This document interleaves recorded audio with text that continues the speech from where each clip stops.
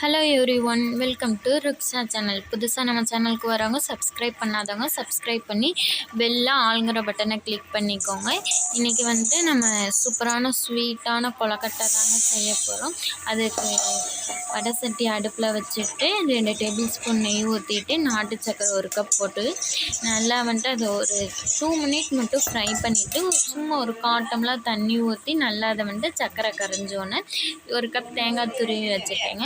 அந்த தேங்காய் துருவினதையும் அந்த நாட்டு சர்க்கரையில் போட்டு நல்லா கிளறினோம்னா இந்த பதம் வந்துடும். நல்லா அப்படின்னு அந்த தேங்காய் அல்வான்னு சொல்லுவாங்களா, அந்த மாதிரி ஒரு திரட்டு மாதிரி வந்துடும். இதோன்னா நம்ம ஸ்டஃபிங் ரெடி ஆகிடும். எடுத்து ஒரு பவுலில் எடுத்து வச்சுக்கோங்க.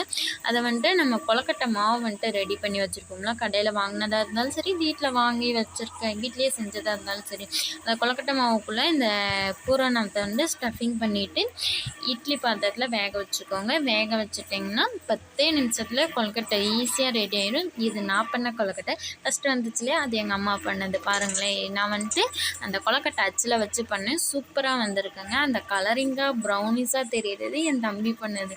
தரவே மாட்டேன்ட்டான் அந்த கொலக்கட்டையை சாப்பிட. ஆனால் அவனுக்கு தெரியாமல் திருடி சாப்பிட்டுட்டேனே நான். அவ்வளோ சூப்பராக டேஸ்ட்டாக வந்துருந்துச்சுங்க. நீங்களும் செஞ்சு பார்த்துட்டு எப்படி இருக்குதுன்னு சொல்லுங்கள். இப்போ கொலக்கட்டை வந்துட்டு எனக்கு ரெடி ஆச்சு.